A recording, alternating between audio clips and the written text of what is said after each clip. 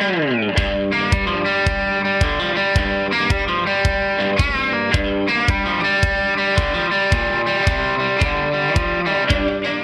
and welcome to the Goal Podcast, news and commentary from Gun Owners Action League, your leading voice for the Massachusetts gun owner.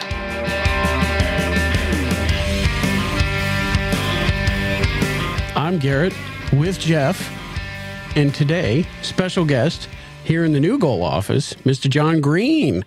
It's great to see you, and I feel so blessed. Am I actually the first podcaster out of the new office? Yes. Absolutely. Wow. Yes. Nice. Yeah. This is my gift for being 25 years at Goal, huh? I appreciate that. 25 years. Yes, this year's, yeah. Very nice. Great to see you guys. Just love listening to the podcast. Honored to be back. It's been a while. It has been a long time. We had you on with Jim last year when all the crap came down. That's right. But it's been a good long time since we had you on here by yourself. A lot of adventures since, gentlemen. A lot of adventures since. It's been interesting. And for those that have been living under, a rock and not been paying attention to Goals every move and shake, new office, new digs. Yeah, this place is great. We're in the conference area of the new Goal office in Westboro. Overlooking the new classroom. Overlooking the brand new classroom. It's great, much bigger than the old one. Nice big glass wall, good space in there. That's going to be great. Yeah, we figure 18 to 24 people comfortably in that. Perfect. Yep. But now's I think the hard part of the move is getting everything set up and put where you want it to be. And you walk in here, you have kind of the rose-colored glasses on. You don't notice the 8 coolers over there and the boxes of boxes and the everything else. You see what it's going to look like in a couple of weeks when everything is all. I told Carrie Ann, I said, Carrie Ann, I have one request for the classroom. I get to face the glass, right? I want to see who's coming and going. There you go. Everything else, your classroom, you set it up the way that you want it to be, whatever photos, whatever shelving and cabinets, and it's been working out well. There you go. Excellent. Now it really does look great in there. That's going to be cool. Yeah, we're excited. We're excited, figuring the classes that will continue to run and some of the new classes, curriculum that we're talking about to bring in. But, as I was telling you before we started, classroom that's not being used doesn't do anybody any good. Exactly. Right? So we want all great training to take place here at the Goal office. Can we talk about new classes and curriculum, or is that still on the down That's low? still on the low burner. Okay. Right? All right. Of course, we'll have Lisa Steele back for Art of Concealed Carry, which, by the way, is our longest running class outside of the NRA classes. Really? Yeah. We've been Attorney Darius Arbabi, may you rest in peace. He and I put that together probably 2002 or 3. Wow. Yeah, just great class. So anyways, Lisa Steele, after going through a half dozen attorneys trying to find somebody to fill Darius's position, right, the guy was the best. And Lisa's phenomenal at it because this is her avocation, just absolutely loves it. Ooh. Of course, Dr. John McAdam, he's been chomping at the bit to get in here, his class, and then we'll have the wonderful Bill Dalby from Patriot come back up and teach, and hopefully we can get Jim and Mike to do some more advocacy classes, and maybe Carrie Ann will start hosting some Armed Women of America meetings and trainings here, as long as the DC project as well. Yeah, man. Once it's up and running, this is going to be a busy building. We hope so. That's the whole point, right? That's why we chose this space. But one of the other projects you've been working on, so this Governor's Challenge Council. Challenge Council? The Governor's Challenge. The Governor's Challenge was created a number of years ago. I would say maybe 4, possibly 5 years ago. And it involved the governors of all 50 states to come up with a project to help reduce suicide among veterans and their families. It's called the Governor's Challenge. And it was brought forth into Massachusetts under the Baker administration, and didn't know too much about it until I was contacted by a former Mass State Trooper who I used to shoot IDPA with, and he had been on the Governor's Challenge and said, listen, folks, if you want to get to the gun owners, the lawful gun owners, and the instructors, you need to get Goal on board. Oh, yeah. 100%. So I get this call from the state trooper. He says, John, I know you trust me. We're gun people. I trust the people on this Governor's Challenge. I'd like for you to come in and sit on a couple of Zoom meetings. Sure enough, happy to do so. That's what we do, share the love. But what a lot of people need to know, many people know already, Goal was, on board with suicide awareness. Absolutely. Through Walk the Talk America, through National Shooting Sports, way before any of this governor's challenge, right? The state got involved. Goal and numerous state associations and Second Amendment community members have been involved in awareness training for a long time. So long story short, I sat in with a couple of Zoom meetings and liked what I heard. Kristen Ryan, who I hold in extremely high regard from state police. Kristen's great. She was on it. Rich Ridlin, who took over for Alzani, Lieutenant Rich Ridlin, took over for Lieutenant Alzani. Rich oversees all of the BFS instructors and the curriculum. So those of you that are certified to conduct approved basic firearm safety courses, Rich is now the guy that signs those certificates. I haven't had a chance to speak with him. Yeah, he's a nice guy. He's a nice guy. We don't see eye to eye on everything, but I get it. Law enforcement sees bad people doing terrible things with guns, and people from our community see just the opposite. Well, a little, we do see the violence aspect of it, but we see the kids breaking clays for the first time, shooting a perfect 300 and small bore rifle, harvesting their first turkey. I remember when little Jeff here shot his first turkey. Little Jeffy over here. I have that on my phone. I love that. If I'm feeling down, right, I just bring that video up of Jeff shooting the first turkey. Love that story. Yep, I still have that photo on my phone. My boy. And I'm so proud. a year and a half later, now he's guiding. That was a fun one because it's essentially like my home defense shotgun, and then I just had a spare barrel for it. So it's like all Magpul furniture and red dot and all that stuff. And how we digress. Doesn't mind. How we digress. Oh, that's right. We were talking about the governor's challenge, right? That's right. So after meeting with this group, one of the projects was to create a video, right? That basic firearm safety instructors could share in their class and come up with a PowerPoint, a slideshow. And what we did, we looked at some of the various projects that had been done around the country previously. The New Hampshire Firearm Safety Coalition has been around, I would say, for probably 10 or 12 years now. Kathy Barber from the Chang School of Medicine, mental health professional, one of the best out there, was part of that along with Tom Brown. Tom Brown is probably a common name to some of us out there. Tom has been involved with the Tactical Arts Group in New Hampshire for a long time. One of the greatest trainers out there, teaches out of Manchester. Just an awesome, awesome guy. And his mom, I love his mom. She was a member of the Second Amendment community as well. So Tom and Kathy Barber and both public and private sector members of New Hampshire for a dozen years created suicide awareness information that New Hampshire's been putting forth. Perhaps you've seen the video. It involved a brother-in-law was getting divorced. I have seen that video. Right, and the sister-in-law and the brother were at the range shooting an M1 Garand, and they decided to go over and see his brother who's going through the divorce, and the ex-wife took the dog. Man, you don't take a person's dog, right?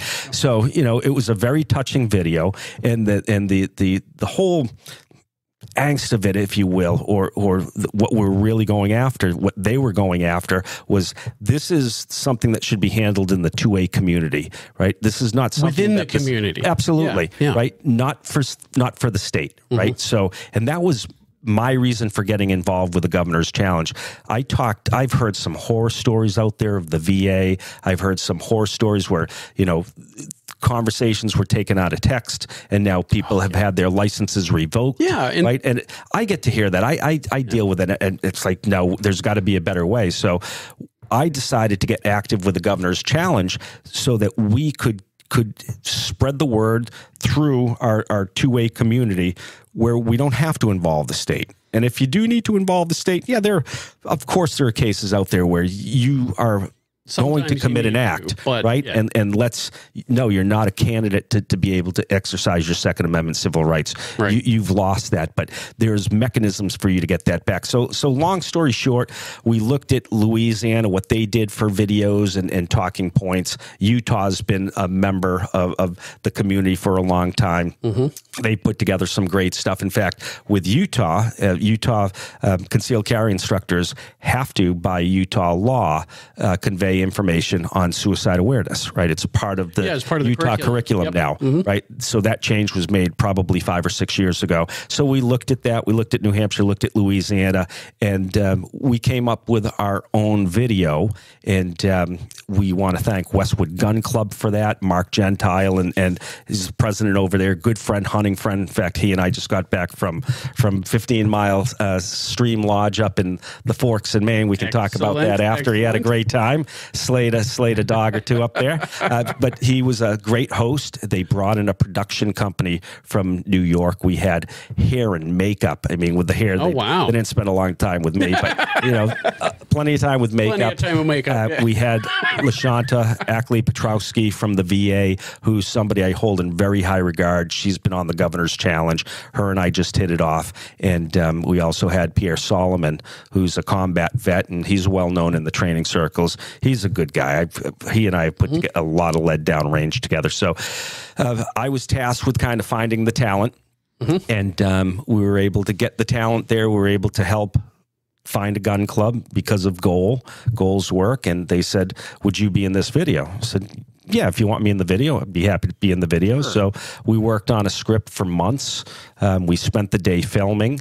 We worked on the slides, and many in the 2A community, many of the BFS certified instructors. I think we provided that presentation to over 400 over three opportunities. And Jeff, that was the email that you were alluding to from Kristen Ryan. So we looked at the numbers. We looked at the findings from the surveys that state police had put forth, basically saying the great majority of BFS certified instructors would be interested in handing out suicide awareness videos. Again, going back under Lieutenant Alzani, when Goal had created the BFS law premise for certified instructors, and that course was about 4 hours long, and it was, okay, what are your NRA requirements if you're an NRA instructor? Kristen Ryan would get up and talk about, hey, these are the state police policies. This is how we want you to do the course reports and things like that. And then we handed out a ton of Walk the Talk America, right? Walk the Talk America, Mike Sodini, just a phenomenal guy. Rob Pincus is on the board, right? So this was like the beginning of mental health awareness and suicide awareness training from somebody in the industry, right? And Mike had been involved in this for probably 10 years now, or pretty close to it. So long story short, Goal was handing out this material through Walk the Talk America long before any of the Governor's Challenge. Right. Yeah. But being on the Governor's Challenge, I was able to bring in all the great information and resources from Walk the Talk America. And now we have the Governor's Challenge talking about Walk the Talk America too, right? In addition to 988 and all the other resources that are out there. Have had such a great idea. Let me show you what we've been doing for, for a half a dozen years. Yeah. There's a lot of options available other than red flagging and dragging someone through painful court processes and really probably making a bad situation worse. Honestly, that's really the only tool that the state has, is to take licenses away. And supposedly, right? If you put a call into 988, the people on the phone are not sharing that information with law enforcement unless they believe that you are about to commit an act, There's an imminent threat. Yeah. Exactly. Yeah. And I totally get that. But this is a way where we can get people to have a plan so that phone call never comes to fruition. Doesn't have to happen. That's the whole point. Also, it's not required by law, right? There's a lot of misinformation out there. I can tell that our listeners, our podcasters, there is no requirement under Massachusetts general laws or CMR's Code of Mass Regulations at this point that requires anything to do with suicide awareness being presented in the classes. The exception to that is hunter education. Massachusetts hunter education is required by statute to have some sort of suicide awareness presentation or information handed out. Whether they do that or not, I don't know. I'm not a hunter ed instructor. But looking at proposed legislation from 4420, you know, all the stuff that's out there now, right? I'm sure we'll come back around to that. Exactly. Some of that was in there. Of course, we don't know what's going to come out with the conference committee. Right. But aside from that, Goal's been handing out information from Walk the Talk America for 6 or 7 years because it's the right thing to do, in my opinion. Right? Absolutely. Morally and ethically, it's the right thing to do. So it's been a win-win. Also, it's a great opportunity to help educate the folks that are manning the 988 lines and some of our mental health counselors out there that aren't familiar with the 2A community. In fact, we are attending Goal. I'm attending a conference, I think April 3rd in Norwood, where LaShanta Petrosky from the VA and Kelly Cunningham from Mass Department of Public Health and a few other folks from the Governor's Challenge, Rich Ridlin, Kristen's going to be there, where they're presenting the video that was created and all the information that goes along with that, the slideshow and the FAQ. And I was invited to be there to ask questions from the 2A community. Steve Dooley, who's a really awesome guy. He's the guy in the video shooting the Armalite rifle, right? Notice there's an Armalite rifle in that video, huh? That was no accident, gentlemen, right? That was no accident. America's most common rifle needed to get out there. So a real gun guy. He's an Army vet and former police officer, and he works with the VA in some regard. And he's just an awesome dude. So yeah, made new friends with the Governor's Challenge, educating a bunch of counselors and things like that. So 100% a win-win. Good, good. Get the good word out. Hey, so Jeff, you saw the video. What do you think? It was really good. There were some fantastic questions that came out from like the Q&A section. Some of the instructors said, "Hey, what about this? What about that?" Thought the video was great. I think it's fantastic material, and especially pushing the education and the information out to those support services for them to understand. I think from the outside looking in, people don't understand the role firearms and hunting and those outdoor activities play in people's lives and how integrated that becomes into who they are. 100%. To all of a sudden take that away right. You know, I think does a lot more damage than it does. Sure, does good. And then like the stigma that comes along with it, you know, stigma and shame and the mental stress and anguish that can go with. And one of the points in the presentation that it, really appreciated was most of the time these tough circumstances that people could be going through is so short and so brief that these large scale structured systems aren't flexible and adaptable enough to address that in the time frame it needs to for the duration it needs to. Yeah, it's a momentary thing, an acute crisis rather than something. Yeah, so if you have a bad weekend, this process, the state process could drag you out for 5-10 years, more than 5 years. When really you just needed something for 48 or 72 hours. Right. A friend, a colleague, someone in the Second Amendment community that could help you out. So, and the nice thing, again, it's an opportunity for me for spreading the word of Walk the Talk America and Sedani's great work, where they have a list of therapists, and some people had commented, well, there aren't any therapists in Massachusetts. Like, what? How therapists that deal with this Walk the Talk America. I see. Okay. And my point is, everybody that I know that's meeting with a counselor or a therapist, they're doing it by Zoom anyways. Right? Yeah, the days of online, days of direct office visits for mental health services is kind of, technology has changed. Absolutely. Absolutely. So, if you know somebody going through a rough patch, take a look at Walk the Talk America's website. A lot of great information. And again, kudos to the folks on the Governor's Challenge. They learned an awful lot along the way about our community, and that's you can't put a price tag on that. You really, really can't. So cool.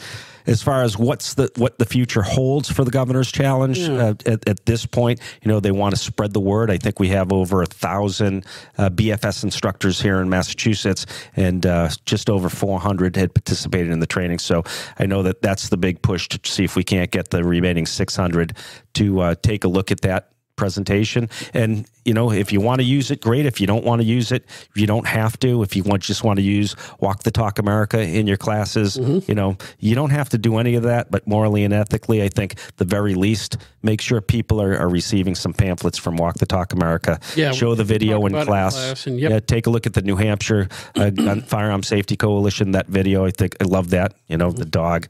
I think it was a golden retriever. And I have a half golden retriever, half Great Pyrenees, the Great Pyrenees is only so Pyrenees, but, you know.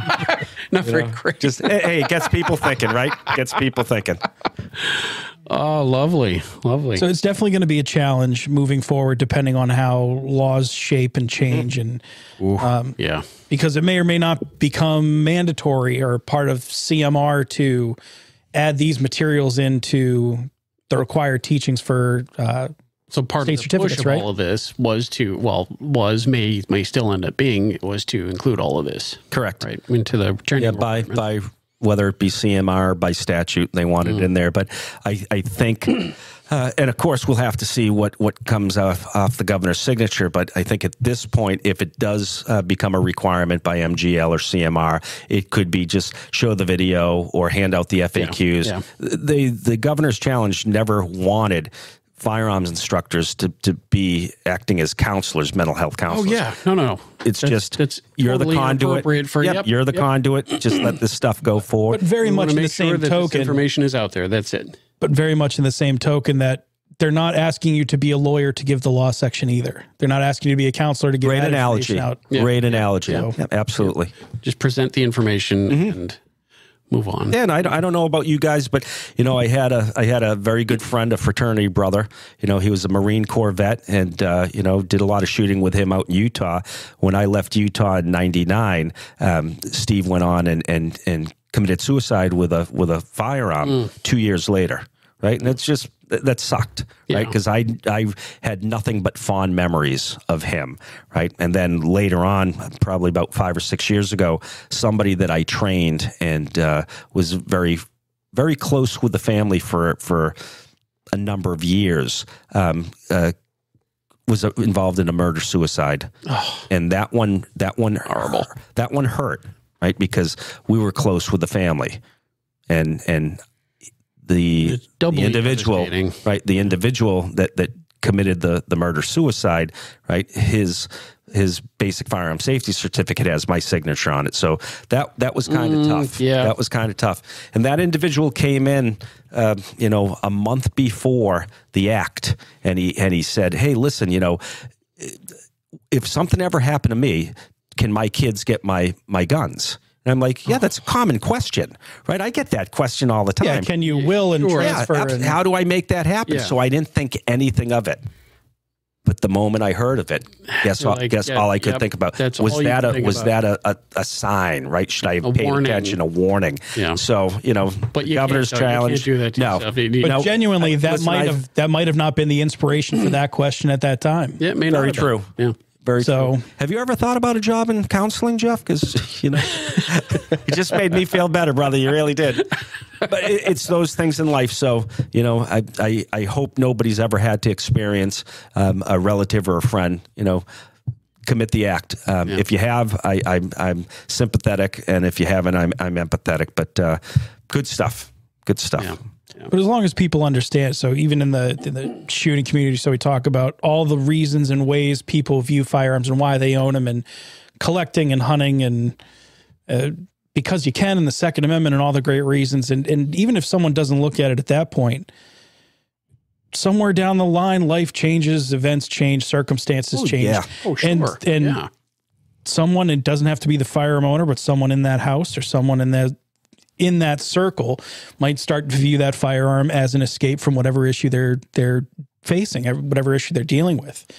So if you can build in the information that, hey, first of all, listen, you're not alone.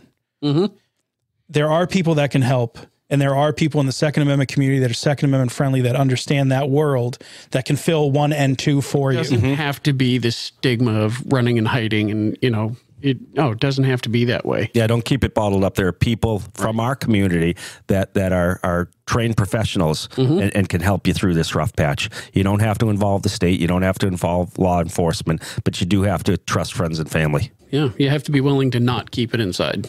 If you're looking for more information, you can go to mass.gov, state police, and all the information, the links to the video, the QR codes, all down, I think, 2/3 of the way down that webpage. Right on. Do they have a plan, a time frame for rollout, or how they're going to make everything available to instructors other than just that page? Yeah, I believe that they're going to send an email with all the URLs to everybody that signed up for the Zoom presentations that we've done. Cool. Yeah. And are they looking at a bigger email blast or contact to all the people that are in the system as instructors, or? Well, I know that every email address that Chris and Ryan had did receive, for the most part, an invite to one of the presentations. So if you are an instructor or you have participated in this and you see an email from the state, don't ignore it. As tempting as it is to filter it to that other. Yeah, if it's coming from Chris, then it's probably important stuff. Yeah, right. All right. So it's like mission accomplished with the challenge counts. At this point, at this point, we'll continue. I'll happy to do some more presentations. Good. Right? Yeah. And it was such a kick for me because I'm looking at all the names on the Zoom, and I'm getting my phone's blowing up. Like, hey, Jon, good to see you. And all the chats are like, hi, Jon. And I think it was very eye-opening for members from the state, right, from Department of Mental Health and Public Health. It's like, wow, these people they're really big fans of goal. Yes, they are. Yeah, I mean, that's right. 50 years we've how many names are on those some great people. Oh, 100%. Absolutely. Yeah, so that was great. That was great. And then, of course, some of the texts that were coming in were, jokes about, hey, Mr. Hollywood. Right? Who's that makeup artist? She did wonders for you. Did a great job. She did the impossible. Well, the video was very, very well done. Miracle worker. It looked professional. It looked well produced and put had so the company that did it was out of Manhattan, and these guys were great. They've done news work all around the world. Nice. They had robot cameras. They had cameras on trolleys. The takes, right? That 9-minute video, we were there 9 hours for that 9 minute. Oh my goodness! Make sure they had good footage. They were fantastic. I have no idea what the state paid them. This wasn't for free. Yeah. They're a professional company, sure. And they paid for it, and they were probably seven employees of this company, right? Wow. Not to include hair and makeup. She was local out of the Cape. She was funny. She'd been in the business as hair and makeup artist for the stars, so her and I hit it off pretty well, right? And she was giving me some dirt, doing hair and makeup for some, stars, Hollywood big brass. Like, oh, yep, that person had a drug problem, and that person, doing cocaine right off my mirrors as I'm trying to get the makeup on their face. So, the talk was pretty fun. I bet. Fun, but bet. Speaking of Hollywood, not that we had this on the docket for today, but we talked about it maybe an episode or two ago. Yeah. Hannah Gutierrez-Reed, the armor from the Rust set, was found guilty of involuntary manslaughter, I believe. Involuntary manslaughter. For her role. So I was kind of curious. I didn't get a chance to get your perspective on it at the time, but read on the whole thing for a situation, Alec Baldwin situation. For a situation like that, where you have an armor on the set and you have producers and directors, and then Baldwin himself, and if you had to, kind of point a finger, I guess, who do you think the buck really stops with on that set? Is it because Garrett and I have been debating it here and there? Is it the person that has the firearm in their hand? Is it the person who's responsible? Well, it's Hollywood, so you're going to be pointing guns at people. Yeah. That's an absolute. So I would, and not being familiar and not being a fan of Baldwin, right? I need to throw that out there. I would believe that this is going to fall on the armor. If they are using prop guns, then this could have never happened. Right. So if they're using firearms, which evidently I believe that's the case. Oh yeah. Then I believe it would have been the armor's job to make 100% sure that there was no ammunition, right? Yeah. Anywhere near that set. And you know, correct me if I'm wrong, but I think I've read somewhere or heard somewhere where they were doing some recreational shooting, right between off beer scenes cans out in the middle of the desert. Yeah, very common place to do out there. Well, those guns should have been checked and rechecked, right, to make sure nobody has any cartridges on them, and that the primer only cartridge case should have never happened ultimately. But I guess if the buck has to stop somewhere, that's going to be with the armorer.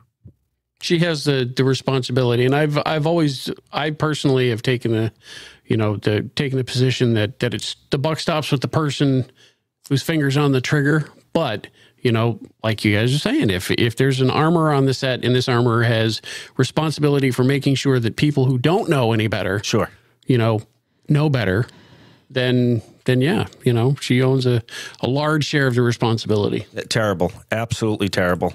A no-win. Nothing good comes from that. Not even a teachable moment. Yeah. Nope.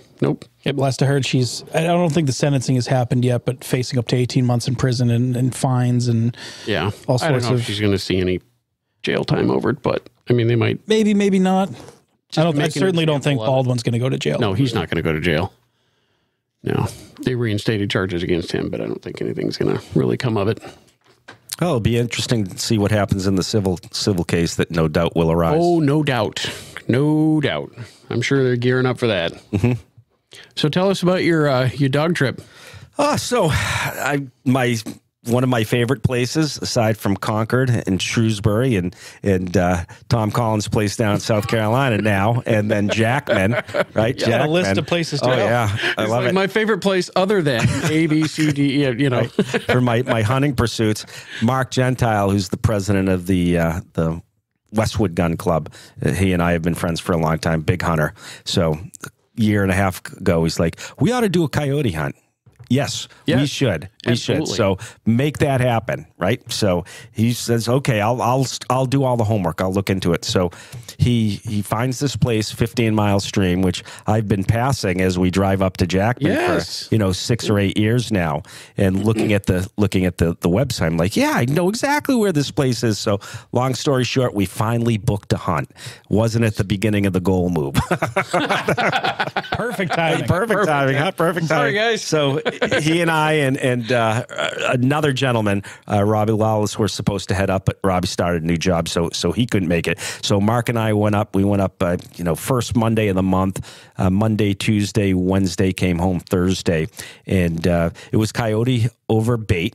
And Mark shot a beautiful male coyote, 3-legged male coyote. Now, this is a funny story. 3-legged. It's a funny story, but before we get into that funny story, so the little huts, right? So the huts all had heater buddies in them, right? Plus, it was very mild. So just like hunting in Concord in the blind, I've got my shoes off. Yeah, wow. I'm hunting in shorts and a T-shirt, right? I have my scope out. So I did not shoot a coyote. I saw some amazing things. I had Fisher cats on my deer pile. I think Excellent. I had a calf that was out for bait, not a live one, naturally, right? Yeah. Deer carcass out for bait. I had a bald eagle, which was awesome. Got some video footage of a bald eagle. That's amazing. Right? And the ravens and crows just gave Mr. Bald Eagle or Mrs. Bald Eagle all the time he or she wanted. That was awesome. I had foxes on come into Very cool. the bait, but every time a coyote. So the first coyote sighting, Mark is picking me up after my first sit, and he's supposed to be there at 9 p.m. He shows up at 8:30. I'm like, I've been in there for 4 hours, ready to go home, have a bite to eat, have a drink or something. And so I have a thermal monocular. You've played with that thermal monocular. I love that thing. So he comes to pick me up. It's pitch black. I'm like, hey, you got to take a look through this thermal monocular. As he's standing outside this hut, right, with a thermal monocular, I'm packing up my gear, unloading my rifle, taking my clip on. I've got a clip on thermal on my day scope. Yeah. And all of a sudden he's like, coyote, coyote. So, He's like, what? I'm just packing up over here. So I jump back on the gun, get the pulsar clip on back on the rifle, and as I get it turned on, there's Mr. Coyote running up the ridge line. So I'm like, damn it! But looked really cool. I've seen them on YouTube what they look like. Todd White posts a lot of stuff on Facebook on the mass predator hunt page. So I knew what it looked like, right? Yeah. But to be able to be on the other end of the scope and see, I'm like, oh, awesome. Well, I know that there's a coyote in this place, so no problem. Go home, have a bite to eat. We get up for 4 a.m. the next morning. As he drops me off, I spark up the thermo, the monocular, and there's a coyote on the pile. Right, excellent. But by the time I got set up, as quiet as you try to be, and Jeff spent time with me. You both have. I can be as loud as a grizzly bear in the woods. I can also be as quiet as a mouse. Right, and evidently I wasn't quiet enough. So as I'm getting set up, the thing runs off. That's an animal that has survived a long time by avoiding. That's right. Things in the woods. Trusting its instincts. Well said. Let's see. Was there another sighting? So no, I don't think there was another sighting. So great place. The food was amazing. Shane and Rachel, they're the owners. Awesome. We had breakfast. I feel so terrible, right? This is their snowmobile season, right? They count on this. We watch snowmobiles sink into the mud, right out in front of people's cabins. There was very, very little snow. So I had a great time talking with Shane and Rachel. A bunch of their clients are from Massachusetts, right? Yeah. So I know him. I start texting him like, hey, Shane and Rachel said that you skipped out of town. Every single person that lives in Massachusetts. You skipped out of town. You didn't pay your bar bill. Shane and Rachel say you owe money. So I sent that to one of their key clients who's done a lot of deer hunting up there. So, all right. So here's the Mark story, right? All right. And Mark, I hope you're listening. I want to see your face. I want to see your face when you and I meet again. So I'm at one spot, he's at another, and he's not there 10 minutes, right? And I get a text. It's like, I shot one. Oh, fantastic. Yes. And I'm in a place where I have cell phone. I didn't have cell phone coverage at my first little hut. So now I'm in a place I have cell phone coverage. He's got cell phone coverage. He just dropped me off. 10 minutes goes by. I just shot what he says on the text. Like, awesome. Now we know it didn't drop right there. So let's be patient for a half hour. So just come up with some text, killing the time. And I'm like, okay, it's been 31 minutes. Go out and get it. Right? And, it's right over the crest. It just looked like somebody dumped three gallons of tomato juice on the ground. Wow. Right. Yeah. And there's this dog. Yeah. It was a front shot and he hit it right in the chest, blew out the heart. It was a great shot, but he's a great shot anyways. Right. So that 223 VMAX did the job. So he's looking at it and he says, I shot the leg off. He's texting me, I shot the leg off. And he sends me a picture. He's like, oh my God, that's right. That's only 3 legs on that dog. So now he's texting me, I'm looking for the leg. I can't find the leg. So he's like, all right, I'll come back. I'll look for the leg later. Right. Okay. He brings it back up to 15 Mile Stream and getting ready to get skinned and skunned out. And, the other guide that works with Shane says, yeah, it's only a 3-legged dog, but if you look where that 3rd leg should have been, there's fur over that. Right? It's healed. So it's healed. That's an old wound. It's an old wound. So now Mark's embarrassed. Right? Here's Mark. He's been hunting for 100 years. Oh, the stories about him and his dad hunting in Vermont had me rolling on the way up there. So sure enough, talking with the guides, this coyote was shot last year at the same bait pile where they found the leg, and they tracked this animal. He says, we tracked this animal for a day and a half. Wow. Right? You talk about a tough animal. So sure enough, this got away. Yeah, it got away for a year and fell into the wrong day when Mark was sitting in the hut overlooking the bait pile. So the dog never came into the bait pile, just broke the edge of the forest looking at the bait pile. So it was probably an 80 or 90-yard shot, and it was a great shot. Great shot. It didn't go 5 feet from the place that he shot it, but just fell over right in the pump house. Right in the pump house. What a beautiful animal. Wow. Beautiful animal. Cool. So. Right. See, you could have said, "Hey, Mark, you better go out and find that leg." I don't know what to say. You better get back out there, man. He was so embarrassed. Listen, now we call him Tripod, the tripod killer. Well, hey, I mean, how many three-legged animals do you see surviving in the woods for any stretch of time? Not many. That old man got away for a year. So he's already building a rifle setup with a dedicated thermoscope. Oh. He's like, I want to go next weekend. I want to go next weekend. Shane and Rachel are telling us they've got a client from the Cape that just will show up. Right? Really? Come up, shoot a coyote, and then drive back home. Right. Oh, so wow. from Worcester, where I live, outside of Worcester, it's 4.5 hours. Yeah. Right. So it's 20 minutes before where you and I and Jimmy have gone up to Jackman. Yeah. It's 20 minutes driving up 202. It's on the right hand side, but just a great place. I recommend them. Beautiful country up there. And for the snowmobilers, the food and the bar, fantastic. I'd love to do a coyote hunt like that. Now, was there any discussion on coyote meat and its edibility or? Not edibility? No. Is that? No, I don't even think that's a word. Edibility? But you know what I mean. Is it edible? I don't think I would go there. I think it's more of a pelt thing. Yes. Yes. So I didn't ask about coyote recipes, but I would try it. I would absolutely. I would try it, sure, but that's not where I go when my wife and son were giving me a hard time. Hey, Mr. Hunter, you always said you never shoot anything unless you eat it. I said, well, that's true, but there's a different reason why we need to call the coyote population, right? Right. Not seeing turkeys in Shrewsbury like I have, but I see a lot of coyotes on camera. I said, plus I want a coyote hat. Right? They had a coyote jacket, a vest up at 15 Mile Stream. I'm like, oh, who's the pimp daddy? I'm the pimp daddy. I'll tell you that. I'm the pimp daddy when I wear that coyote jacket. I love that. I'll have to ask Todd White how many coyotes it would take to make a coyote pimp daddy vest. Nice. Yeah. I feel like that's a fair number of coyotes. Fair enough. Yeah. Fair enough. A couple of them at least. So we'll have to plan it. So 15 Mile Stream. They don't hunt coyote until after December 31st. Right. They said because it's all about the pelts. Yeah. Right. And that's when the pelts are thickest. So we've already booked another hunt for I think the last week of February. Mark and I are going up. Yeah. Oh, yeah. cool. I'm going to do that. That should be prime season, and hopefully there'll be some snow for the snowmobilers as well.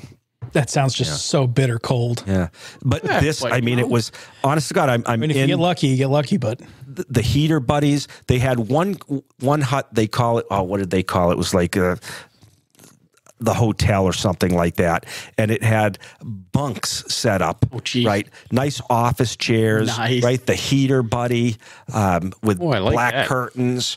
It wasn't huge, but two people could lay down in there. And it's like, that's the, I don't know, stabbing cabin or something like that. But it was very comfortable. Very comfortable. Unfortunately, I didn't see any coyotes when I was sitting there. Well, right? But you had the experience of sitting there, and seeing some really cool stuff anyway, which is, part of the reason we go out in the woods. 100%, right? The fisher was so cool, right? And the bald eagle, that was my favorite. That's amazing. I didn't see a moose. First time going up through the Forks and Jackman, I did not see a single moose. Really? Didn't see any deer. When we were up, we saw a moose and we saw a lot of deer. My first live moose that I've ever seen in my life. In November. Yep. But when I go back, what I'm going to do differently is I won't go out until 10 or 11 o'clock at night, and then I will sit to sunup. Had I done that, I'm sure 100%. You would have scored one. Mm-hmm. And there you drive yourself to the huts, and Shane, it's like, if you shoot one at this one, you can drive to another hut. You don't have to stay where you're at. We'll show you where all those huts are. Just work it out with the other folks. So that way you rotate. Mm-hmm. And one guy had shot, I think, 6 coyotes one night. Just from like 4 different huts. Wow. Right on. It's a busy evening. That's a productive night. Mm-hmm. Very much exciting night. Oh yeah. Exciting night. So what are you hunting a coyote with? Obviously a rifle, but 223. Yeah. So I was using the Hornady VMAX 50 grain. I was getting some really good groups with that, and I'm sure it would have done a great job on the coyote. Rifle that I was using was a Mossberg Patriot. Right, just a Good 18-inch rifle. Yeah, just an 18-inch barrel, but it shoots probably close to a minute of angle, and that's all you really need because the shots were 80, 90 yards tops. So that worked, and then I had what kind of glass you have on it? I think on that particular one, I had a Nikon 50 millimeter bell, and then I have a Pulsar clip-on that I really like. Good crisp. And the nice thing about the clip-on is you put it over your day scope. Yeah. Right. So I'm. Oh yeah, right. So you don't have to mess with the setup. Correct. Yeah. And it was held at 0. Right. So easy on, easy off. Nice. Yeah. Easy on, easy off. So you almost have a little thermal setup that goes in front of the scope, like towards the muzzle end. 100%. Yep, that's exactly right. So it's called a clip-on, right? Paul Devono was the guy that turned me on to clip-on scopes when we were down in Texas a number of years ago. That's such a Paul thing. Yeah. It is kind of a Paul thing. I talked to Paul the other day. I'm going to go up and stay with him and Mandy for a night. I'm up at Ridgeline in April for a class. So what class are you taking at Ridgeline? The carbine class, one of the carbine classes. Nice. So it should be cold and muddy. Still haven't had the pleasure of getting up there. I'd like to. Yeah, absolutely. Kudos to what Paul and Alex have built up there. It's amazing. It's amazing. Yeah, and to see it firsthand, to know that they met through goal. If it wasn't for Mandy taking a women on target event out in East Hampton, like 15 years ago, right? The relationships, the networking would have never come to fruition. That's fantastic. So, fantastic. So that's my coyote setup. I hope that I get a chance to try it out. I like it. And turkey season, right? Or spring turkey. Yeah, when's turkey, Jeff? End of April. End of April through May. Wait. Yep. Kicks off end of April and runs to right around to Memorial Day, I think. Yep. Right up to the end of May. I'd really like to get out. I want to get out this year. I've never shot turkey, so I would like. Well, I talked to the guide here. I know the freaking super hunter over here. Yeah. He's gonna. Well, you got to get you need to have a proper shotgun setup. Yeah, I do. I got my 870. I'll probably just turn that into a. Because you have 2 shotguns, but they're rifled barrels for slugs for. Well, I have the bird barrel for my 870. Well, then there you go. So, listen, we've got some guns in the safe. You're welcome to. I appreciate that. Well, hey, if I tag out both of mine, you can borrow my shotgun. I used your muzzleloader. Well, I carried your muzzleloader quite a bit at the end of the season for deer last year. Oh, that's right. That's right. You did. Yeah, because my brand new Traditions had how many hang fires? A couple of misfires. You were having some awful issues. This is the first time you've been on since deer season. Didn't you bet for the cycle last year?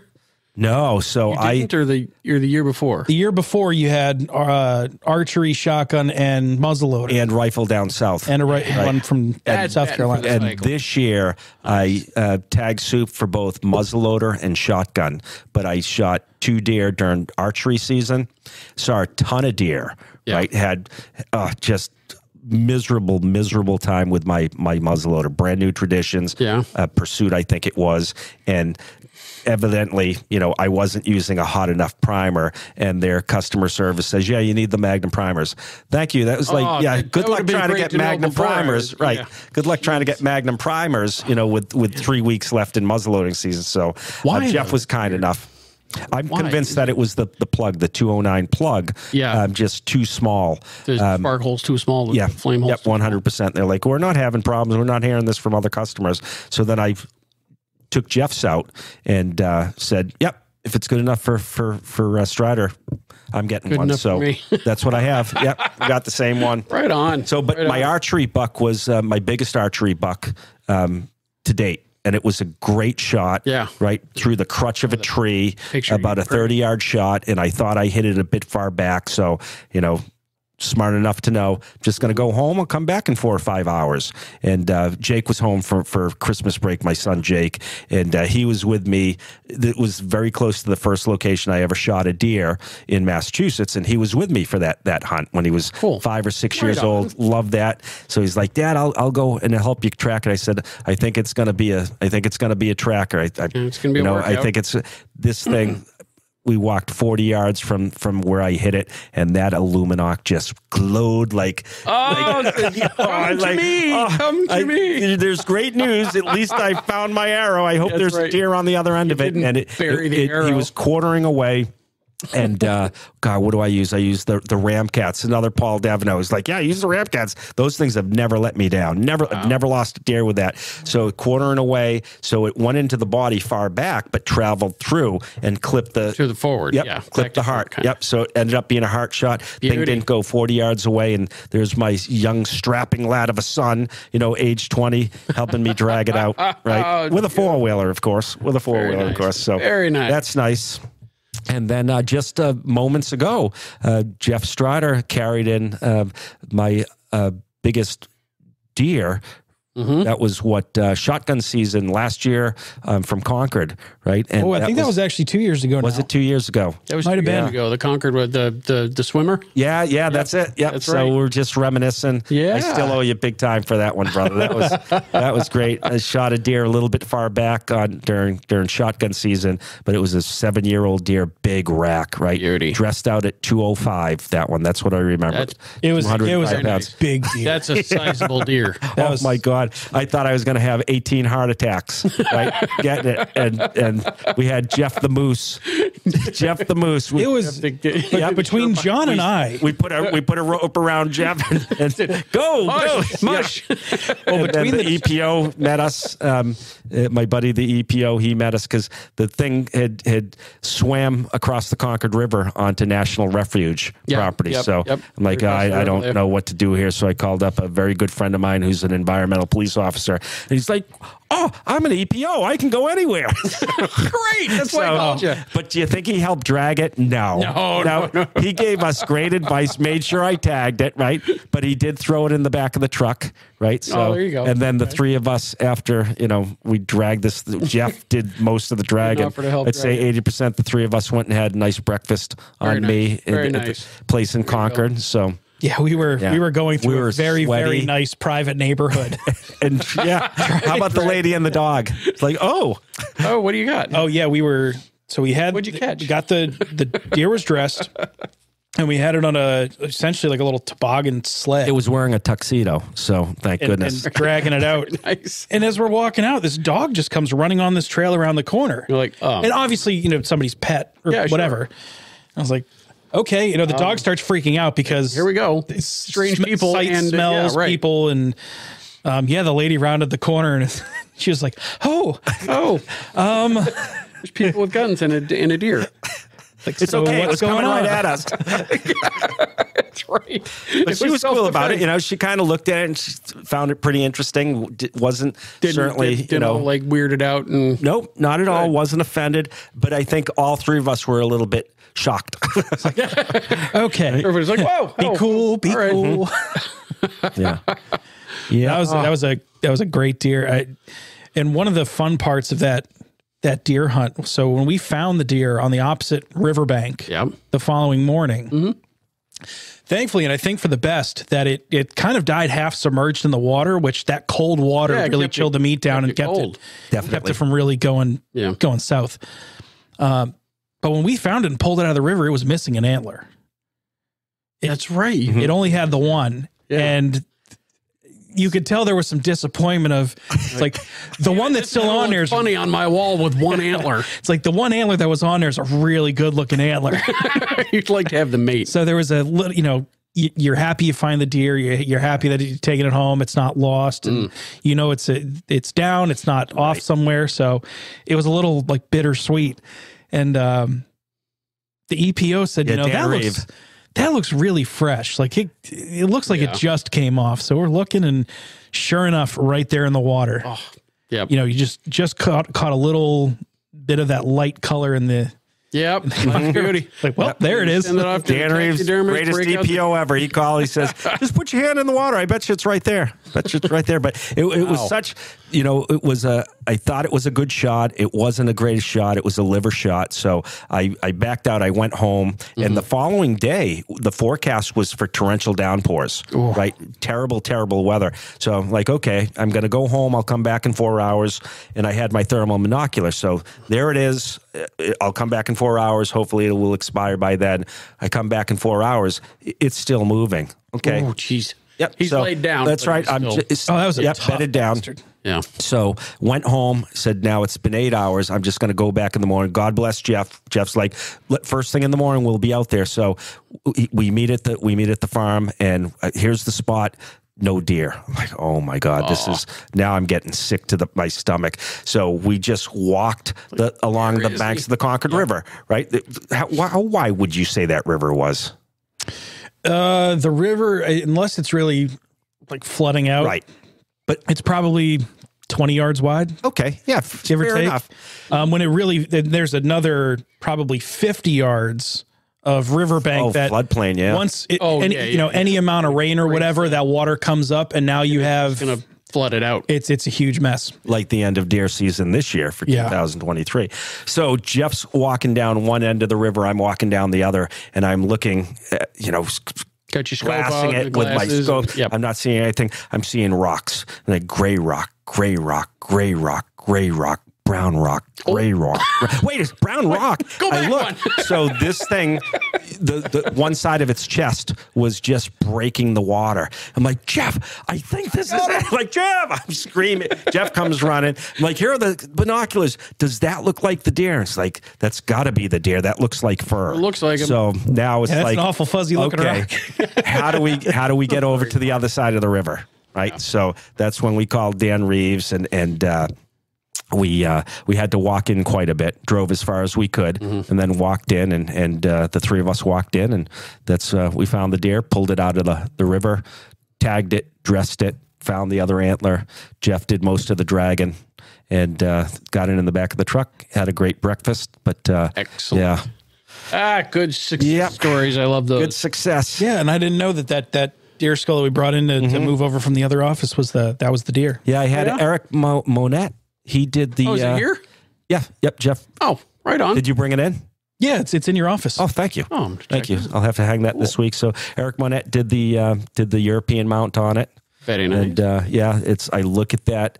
That's the one piece of hunting memory that I have in the office, other than like photos when we were bird hunting up in Jackman. Right, and I look at that, just we get it, right? Good. Hunters get that. That's why we do it, right? Like, absolutely. That's why we do it. So. Absolutely. Yeah. That is good stuff, man. And I like it. You've talked all about your season. You had a phenomenal season. Yeah, you did. Last year, so I took 2 in archery season. So I got a doe on opening day. Yes. And I got the same spot 3 hours later. Oh yeah. So I'm gonna have to go spend some more time up at the farm. You guys are like pulling them out of there. I don't know if I told you this part of it. So I hit a doe with an arrow, and I'm excited because hey, this is my first deer. I got it with a bow on opening day. Yeah. And in talking with Matt Capaldo from Hunt Fish New England, I didn't even really think much of it, that I'm hunting from the ground, and all I'm really doing is sitting behind some netting. Yeah. And archery hunting, which I guess makes it, it's like, well, it's kind of a bit more of a challenge. So a bit. Ideally, yeah. And Jeff's like, hey, this hunting thing's real easy. What am I, what's That's everybody the joke with Jim and I. Is like, gosh, if we ever lose the farm, Jeff's got yeah, right. He's got a surprise coming. Well, that particular deer, I was sitting in that chair from about an hour before sunrise, and I shot that deer right around noon. So that was a fairly long sit. Yeah. But you put your time in. Yeah. 100%. Oh, absolutely. You put your time in. But John helped me, hey, we located it, dragged it out. And all right, here's how you feel dressed. So have fun. I'll hold the legs and I'll talk you through it. Yep. Left a gut pile. The gut pile's there. And coyotes appreciate that. It's like, all right, I'll take this off to the processor, and John said, all right, I'll sit here. You'll have some meat. And I was on my way to the processor, and I got a text message from John. Just shot one. Nice, nice. Same path. Oh, came looking for the other one. Exactly. Hey. And then you you made a great shot in the orchard, right? 200-yard muzzleloader shot. That was a long. It was 160. Or it lasered at 158. Even still, that's a great shot.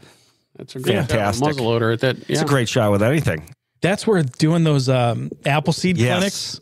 Oh yeah, Doing the Appleseed clinic you get really real helps respect because for long range shooting. Yeah, I was able to, because I use my sling not just for carrying the rifle, but for setting up a standard 100%. shooting platform. absolutely. So it really didn't feel like that difficult of a shot. Because I mean, I'm still trying to hit something, you know, it's Still pretty good size. Yeah, you know, sure. a little bit bigger than a basketball. And it's like, well, I can hit that. And that you did. Just dialed, Yeah, you did. I dialed the scope up, took a big deep breath, and hit him in the lung. Yep. Oh, good stuff. I found that I don't really get all that nervous going up to the shot. It's afterwards that Oh yeah, yeah. That you get adrenaline dump. freaks me yeah. out. Because, yeah. but that's where I get nervous of, you know, okay, well, I've now shot at it. Yeah. So that round has to land somewhere. So there's always the tension of like, That split second where you're like, that was a clean shot. That was a good one, right? Yeah. and then I'm looking at it and I saw how the deer behaved afterwards. So now I know that I hit it.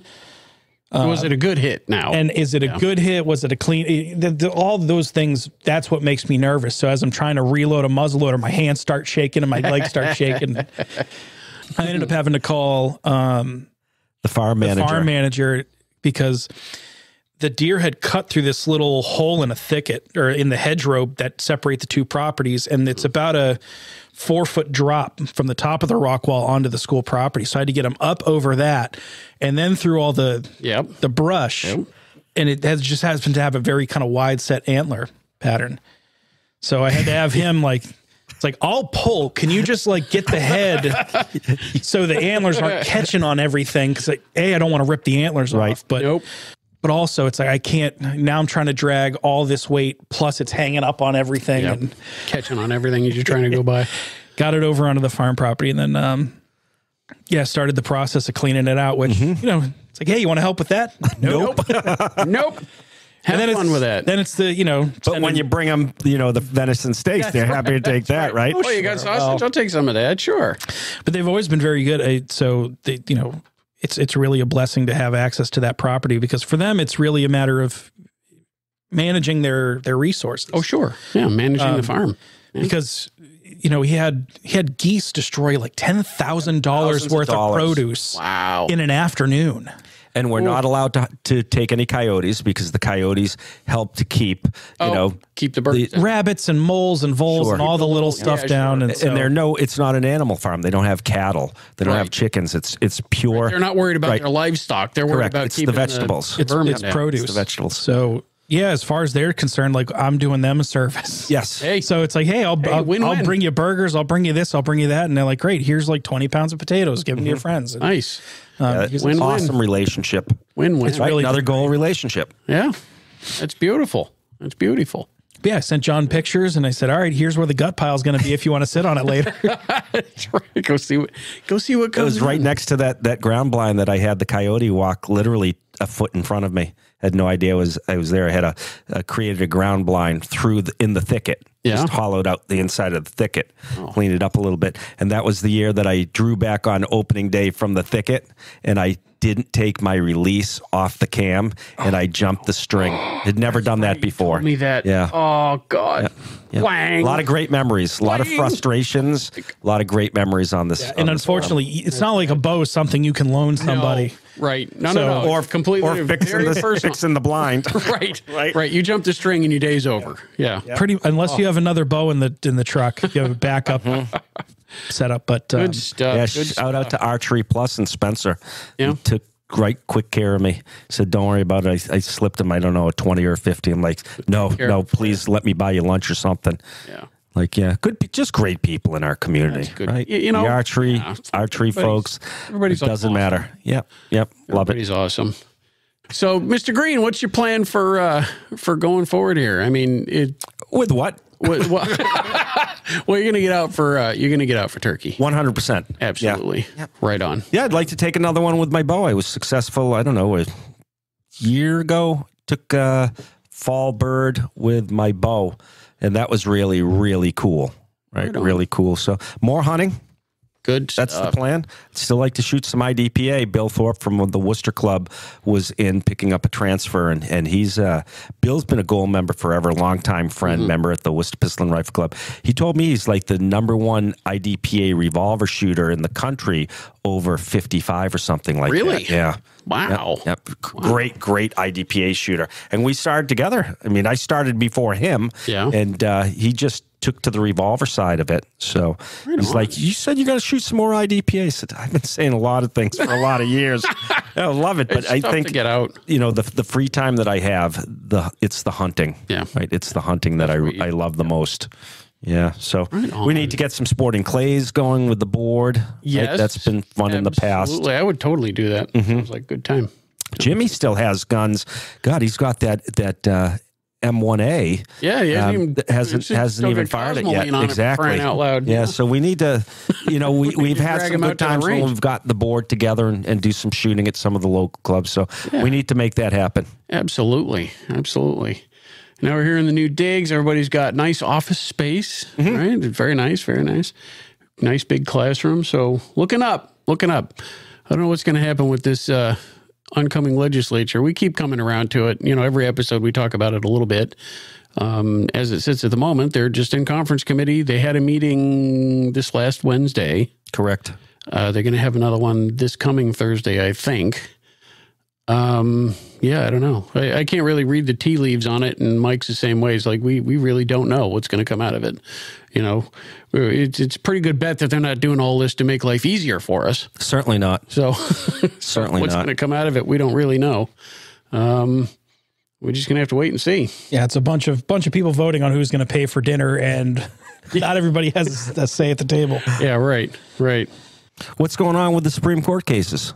The last Supreme Court case that I was listening to, and I'd have to pull up the name of it again, that was the one challenging the bump stock ban. Cargill. Yeah, we talked about that one last challenging the bump stock ban. It was, I listened to the oral arguments, and there's no decision out yet.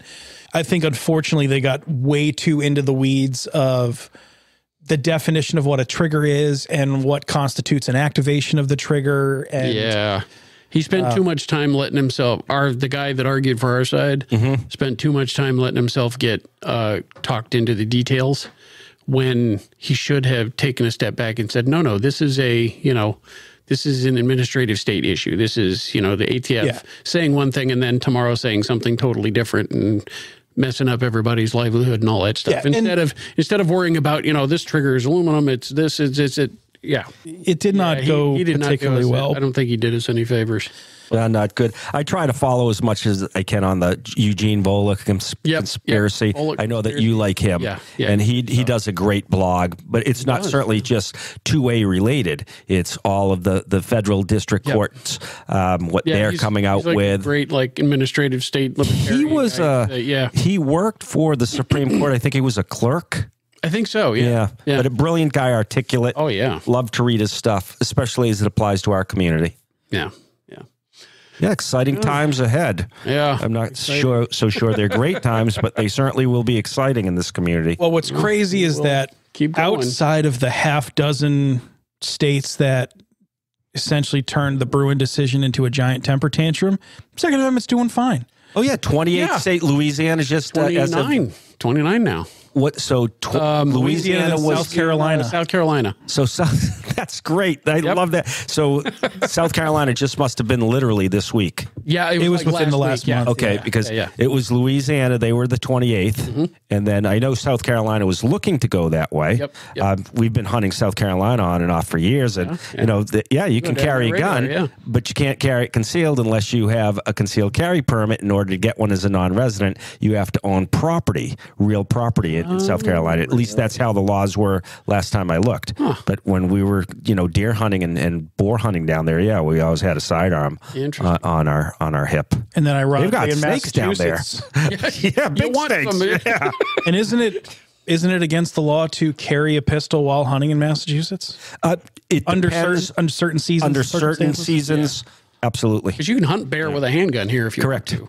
God bless you if you do. But coyote, coyote, you can hunt with a handgun, right? But you're not you can't do it during deer season. By regulation, you can't have a sidearm with you when you're deer hunting. Yeah, during shotgun or archery. During any deer season. Yeah. Correct. Ridiculous. Yep. But the 2A overall is doing pretty good. Yeah, it's more than half the country by just sheer number of states. It's certainly more than half the country by land area. I think almost half of the population. It's almost half population. When does South Carolina take effect? Because Louisiana's takes effect on July 4th, which I thought was pretty significant. Just awesome. another dig. That is awesome. Yeah. I don't recall. I'm going to have to look at that again. I have to change my slides. You're talking about what's been happening or what's coming up. We are flush with the gold gun law seminars. I have 2 this week, 3 next week. That is awesome. But it's like, okay, as soon as conference committee comes out and that, whatever gets signed. It's like, right. We're going to be busy updating. Right? Now, is that part of the reason why there's been we've heard a lot of delays, and especially in the non-resident licensing process? And I've heard of people that are, again, running into minor issues, getting scheduled for appointments for LTC licenses, getting the interview part of it. It seems like there's a lot of people people are like kind of taking a knee to see where this legislation goes. Valid point. Be. I know, talking with some folks, non-residents that are applying for the first time, their appointment is literally July of 2025. That's insane. So we're talking 14, 15 months. Yeah, from now. That's from now. That's ridiculous. Absolutely ridiculous. Worcester, Mass. had some acquaintance apply in Worcester, and Worcester's always been very good, right? Just no bullshit. You're going to get, when we had LTC A's and B's, they never bothered with B's, right? You're going to get an unrestricted license because there's no reason why you should, right? But their process, they're telling people, yeah, we can't see until July, and then it's going to be another couple of months after that. And it's the manpower. They don't have the manpower. But yet the law states you have 40 days. Issuing authority has 40 days under 131 small KC, but no punishment clause. So, right. So why would they care? Nothing. There's no teeth.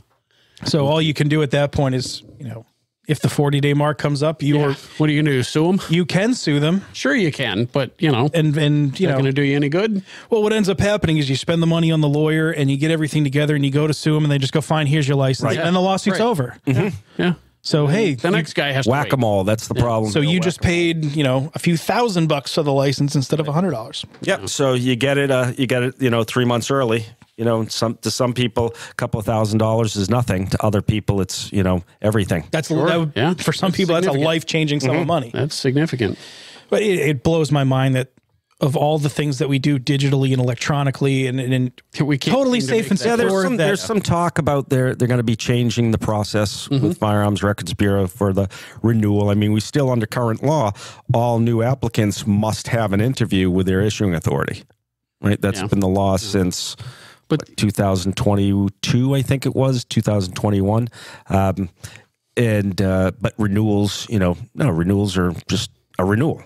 Yeah, that's all it is. You've already had of course, it's the same application. Of course, right? Nothing just changes different there. Checkbox. Exactly. Oh, and you have to fill out the last page. So have you had any guns lost or stolen within the past 6 years? This is one of the few circumstances where I do use the analogy between firearms and motor vehicles. The first time you register a vehicle, you got to go to the DMV and do your paperwork and yada yada. Yeah, but after that, you send them the money, or they send you a thing. Hey, log in online and send us this money, and then we'll send you your sticker. Right. So I don't understand why for a license renewal, they're not having to dig to your background for the last 50 years. They're just looking, especially as a non-resident, and guess where they're getting your photograph from. From the DMV registry. Right. From the RMV. So they're on that path. They're on that path. But for a non-resident license, you're looking at the last 12 months. And if I can go online, I do my hunting license online. I did my hunter ed online. Right. I do all my vehicle registrations online. I pay my taxes online. I get my tax refunds online. All this stuff happens online and reduces all the work. Every state that requires a license is done online or has the ability to be done online. But for us, you have to go online to get the form. Yeah, right. And then fill it out and print then it out, yeah. hand fill it out, send it in by certified mail with states.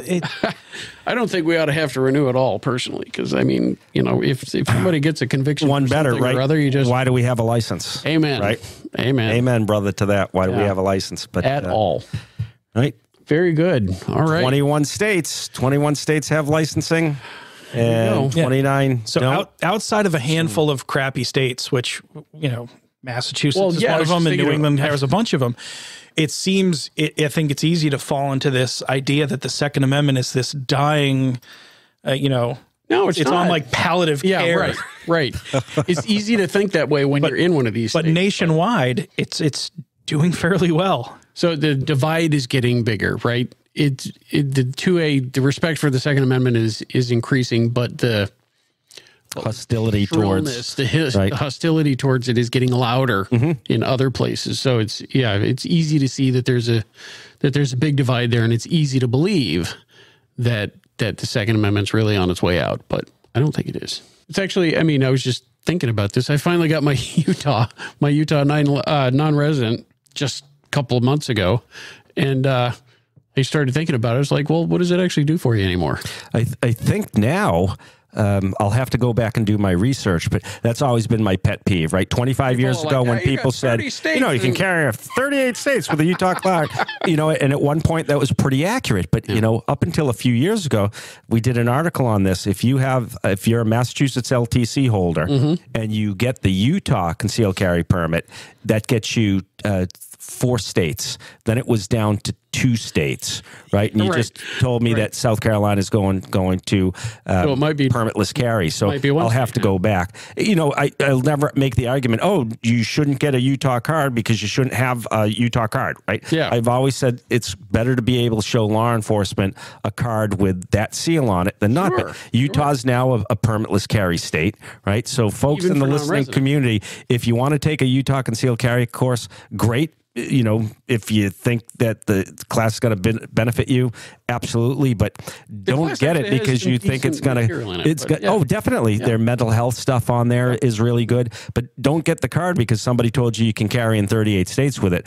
That's just patently false. Right. It'll get you maybe 2 states that you wouldn't already have. Wouldn't already have, yes. Being a Massachusetts that's the point. LTC Right, holder. yeah. Technically, And why yes, that's that's true is we now have 29 permitless carry states, and we have a number of other states that say we'll recognize your Massachusetts concealed carry permit, even though Massachusetts doesn't recognize ours. So when you do all that arithmetic, right, and create all of these Excel charts, the Utah card will get you 1 or 2 states that you wouldn't already have otherwise.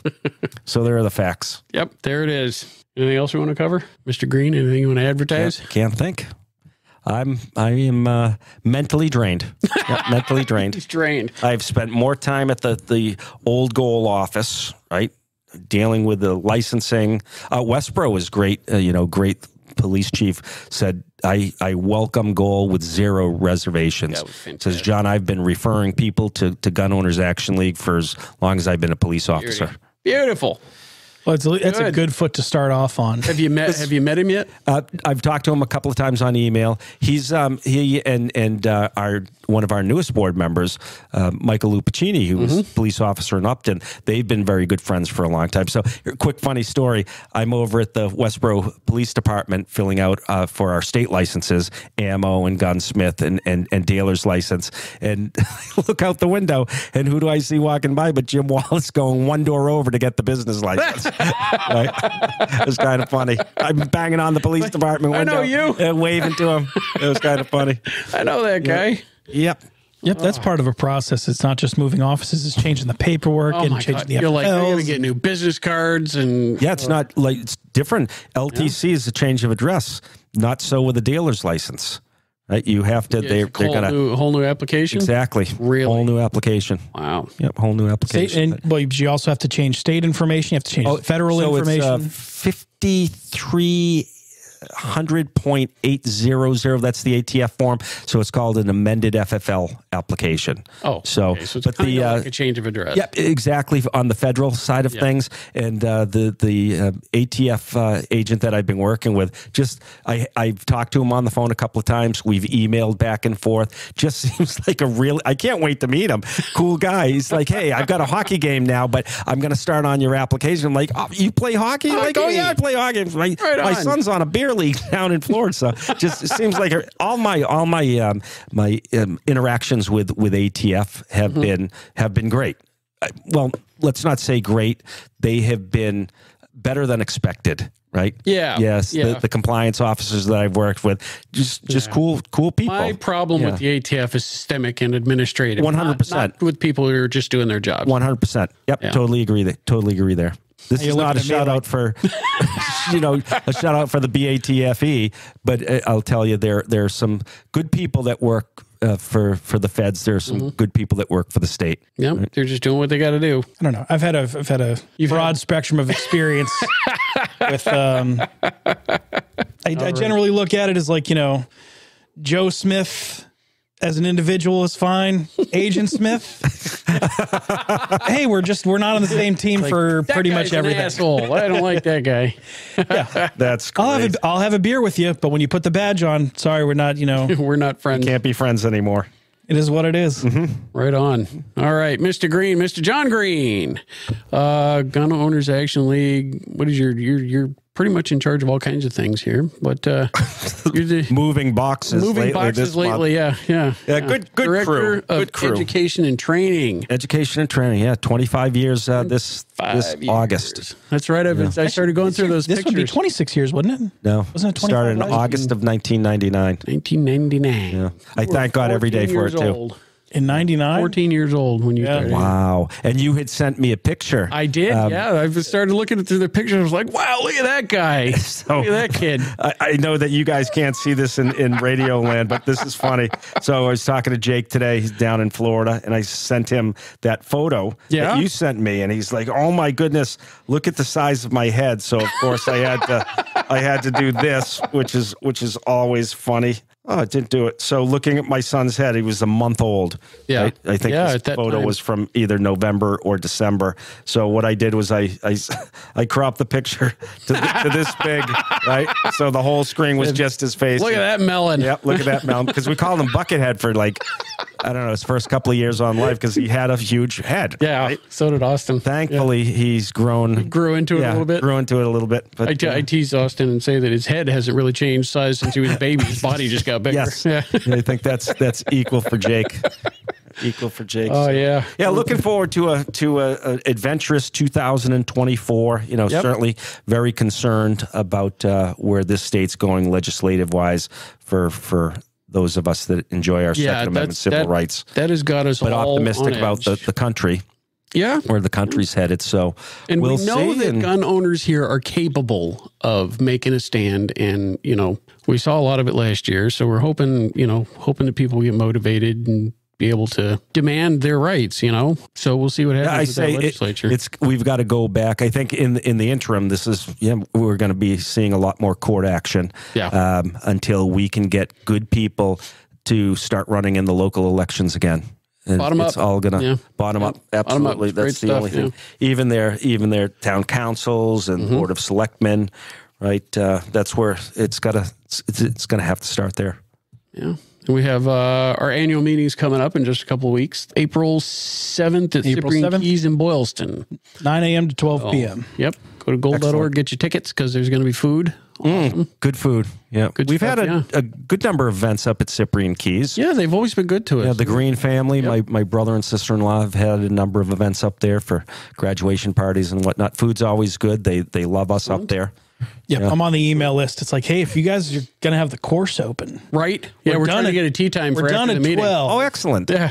We're done at 12, so if we can get off around 12:30, 1 o'clock. Try to go do some damage to their greens up there. Oh, excellent. Yeah. Well, they haven't settled on a particular on an opening date yet. But the guy said he would add me to his list. Well, if they're open, we're going to go.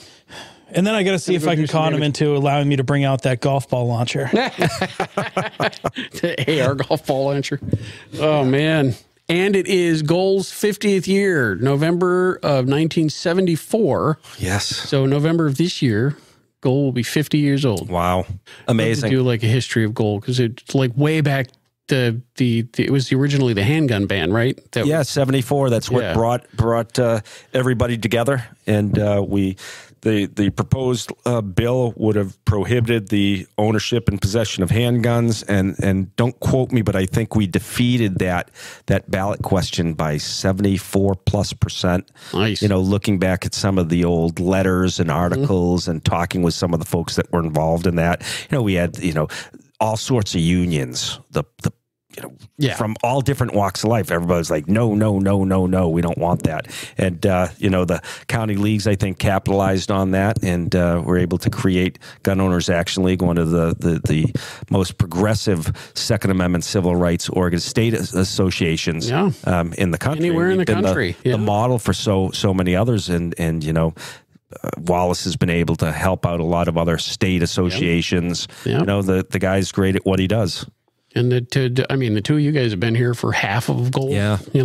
Half of Gold's existence. Yep. I think I have Jim beat by 2 years. 2 years? Yeah, maybe a few more. Yeah, maybe a few more. All right, good stuff. We'll let you get out of here. It's late. Jon Green, Gold Director of Education and Training. It is always awesome to have you on here. Great catching up with you guys. God bless you, what you're doing. Thank love you it. very much. Absolutely love listening to you too. And likewise, you're doing just yeoman's work, day in and day out, week in and week out for absolutely. Thank 2.5 you for decades. what you do. Love it. Thank you for what you do for Goal and for just the 2A community here in Massachusetts. It's an honor. You're an absolute asset.